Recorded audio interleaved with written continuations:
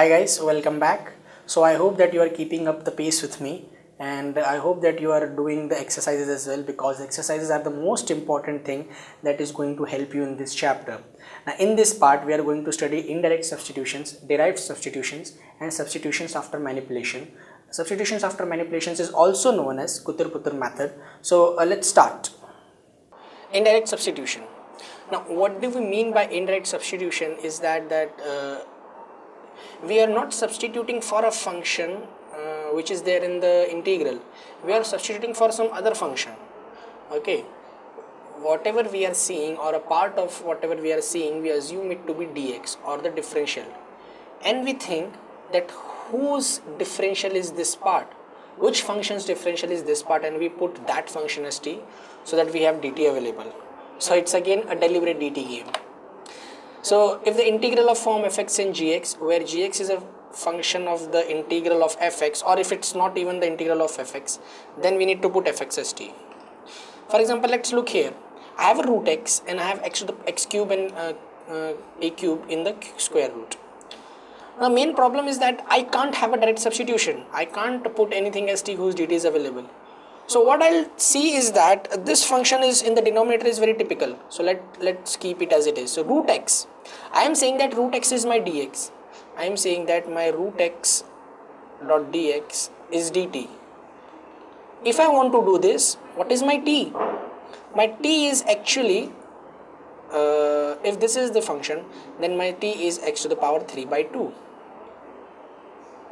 So if I have put x cube root is t, then what is the dt? dt will be 3 by 2 and square root of x dot dx. That means I need to multiply 2 by 3 to the dt side. Okay, so let's eliminate from here, let's take it here. So this is your differential. What happens here is that it also fits in the form of the denominator. Look how. If I transform it, then what I'm going to write? I'm going to write it down as 2 by 3 outside the integration dt, because root x dx is dt, divided by x cube. I can write x cube as t square plus a cube square root. Now it's simple. What I need to do? I need to put t as, let's put it at a cube, a tan theta. So a to the power 3 by 2 tan theta. That means dt will be a to the power t 3 by 2 d by dx of tan x is sec square theta. So what happens here? 2 by 3 integral, this becomes dt becomes a to the power 3 by 2 sec square theta dot d theta divided by what's there in the downwards, a to the power 3 by, that means a cube. So a to the power 3 by 2 is outside. 1 plus tan square theta is sec square theta. It comes out of the root and it becomes sec theta. So 1 sec theta and 1 sec theta will cancel out, a's will cancel out. My integral now simply transforms into 2 by 3 sec theta dot d theta.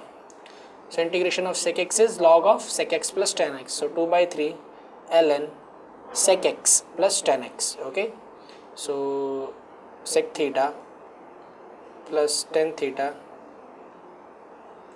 dot d theta integrations plus c, constant of integration. Okay, so 2 by 3. Now we are going to do back substitution. Ln, what is sec theta? Sec theta is actually what we placed. We placed t as x to the power 3 by 2, and then we placed this. So t, your sec theta is actually t divided by let's say this be L. Okay, t by L is tan theta.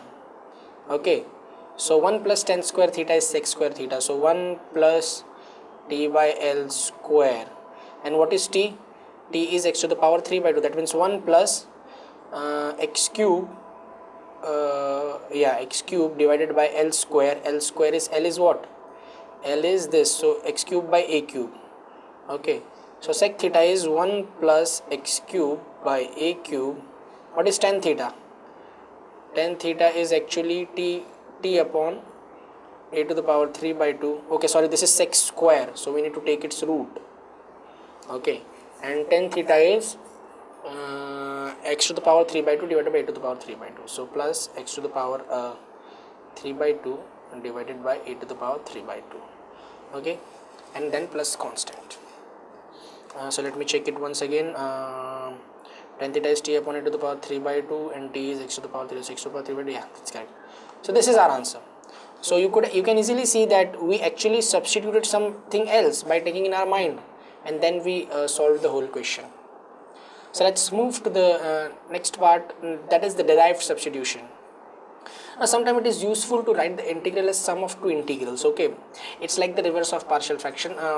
We are deliberately writing it, okay. So if there is a 2 above, we are deliberately doing a partial fraction and splitting it into two terms. So, and this will help us in solving those questions. For example, 2x square divided by x plus 4, because there is a 2x square, I can break it to x square plus 1 divided by x to the power 4 plus 1 and plus x square minus 1 divided by x to the power 4 plus 1. So you can see that both those integrals will add up to a same thing, okay. So that's how we do. Similarly, we can do this integral 2 upon x to the power 4 plus 1. I can write it like x square plus 1 and minus of x square plus minus 1. Then the same thing can be done with these two integrals as well. In the square root of 10x and square root of cot x, we are going to make a substitution to convert these forms into any of these forms, okay. We are going to make the substitution because they are not looking like these functions, but we are going to make substitutions which will transform the root 10x integral to the above one's form. Similar thing will happen with these and these as well. Let's see how this happens. So the question says that 5 upon 1 plus x to the power 4. So what do we need to do? We need to separate it. So 5 by 2, look what I am doing. I am going to write it as x square plus 1 divided by x to the power 4 plus 1 and then minus x square minus 1 divided by x to the power 4 plus 1. You can add these two terms, they will again add up to the same thing, okay. Now there is a one beautiful way to solve these questions. X square plus 1, let this be integral number 1 and let this be integral number 2. What I am going to do for the integral number 1 is that, okay, there is an integration and dot dx. X square plus 1, I am going to take x square common from both numerator and denominator and I am going to cancel it out. So the simplified form will become 1 plus x square divided by x square plus 1 upon x square. I took the thing common. Now it's important to look in the numerator. What is numerator? Because this is a derived substitution. 1 upon 1 plus 1 upon x square dot dx is actually dt. What is t? T is nothing but x minus 1 upon x, correct? If I differentiate, then dt will be 1 and then minus 1 upon x square is 1 upon x is 1 upon x square when there is a minus 1, so it will make it plus. So that means this is our t and the dt is available. So what I am going to write? I am going to write this integral as dt divided by x minus 1 upon x. So that is t square and we need a minus 2. So we added a minus 2, that means we need to have plus 2. Okay. So t square plus 2, that's it. This is how we are going to write down this integral. T square plus 2, because if I open the bracket, t square will be x square plus 1 upon x square and then there will be minus 2. So to counter that minus 2, I have added plus 2. So that's how this integral now transform. Now what I can do is that I can again take 1 upon 2 common. This integral will call tan inverse t by root 2. Okay. So tan inverse t by root 2 is this integral. Now we'll look at this other part. The other part says that x square minus 1 divided by x to the power 4 plus 1. I am going to do the same thing here as well.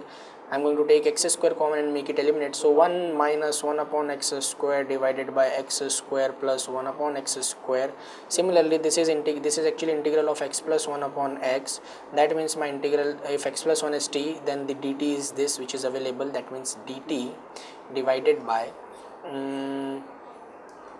again there is a t square, okay, and so it will become x to the power 4 x square plus 1 upon x square plus 1 upon x square, and then there will be plus 2. We have made it a positive whole square, so we have added plus 2. That means we need to eliminate them 2. Okay, so this can be solved by doing the partial fraction again. It's actually nothing but 1 upon t minus 2 and then minus 1 upon t plus 2. So t plus 2 and minus t and then plus 2, that means we need to divide by 1 by 4. So this integral is actually 1 upon 4 ln t minus 2 divided by t plus 2. plus constant.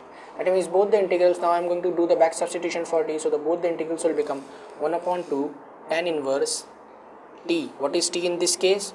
In this case t is x minus 1 upon x divided by square root of 2 plus 1 upon 4 ln. What is t here? T here is x plus 1 upon x. X plus 1 upon x minus 2 divided by x plus 1 upon x plus 2 and then plus constant of integration. So this is how you need to solve. Remember the overall broad procedure what I have followed. Okay, these forms you are going to encounter at many places. So you now know how to solve these forms. Let's move integral of square root of 10x. One of the things that I have told you that it will be transformed into one of these integrals. Let's see how.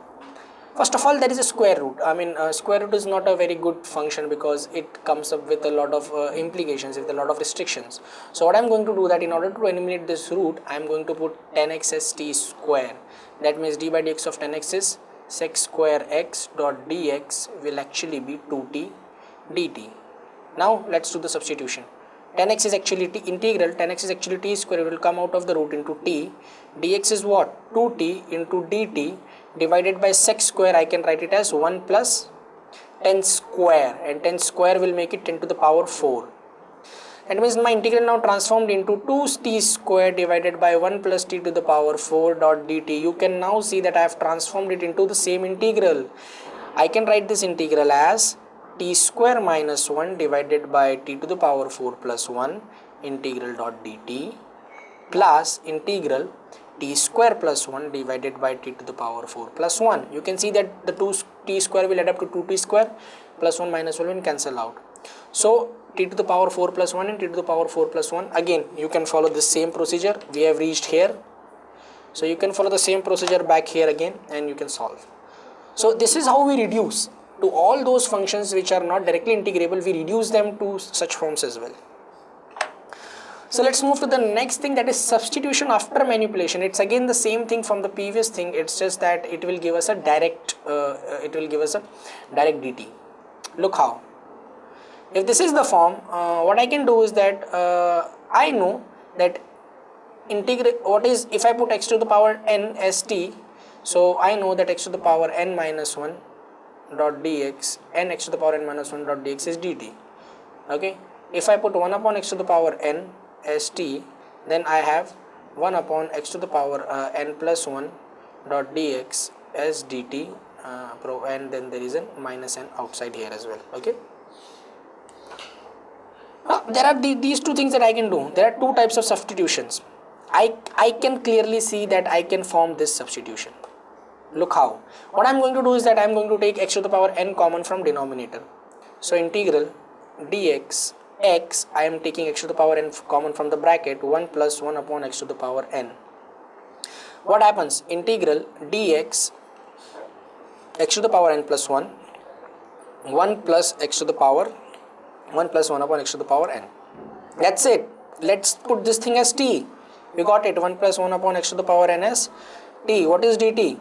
Minus n divided by x to the power n plus 1 dot dx is dt. You can see that if the differential is available, so this will become, the integral will now transform into dt, then there is 1 upon minus n outside, dt divided by t, that is minus 1 upon n ln t. And what is t? ln of 1 plus 1 by x to the power n. That's it. So that's how you can solve these questions. Meanwhile, if you have any doubts, you can log on to askiitns.com and you can go to the discussion board. On this discussion board, you will form a form on the right hand side. Select the category in which category your question falls, post your question and get an answer. Here, the experts of Ask IITians will answer all your queries within 24 to 48 hours for free. So I hope that you have understood all these three types of substitutions. Now here we end the substitution part. Yeah, it's quite huge, so you also need to remember all those standard forms that I have told you. Now in the next part, we are going to start off with the two more techniques of substitution, that is substitution by partial fraction and substitution by parts. Now these two methods are also going to help you in some of the questions of substitutions. Stay tuned.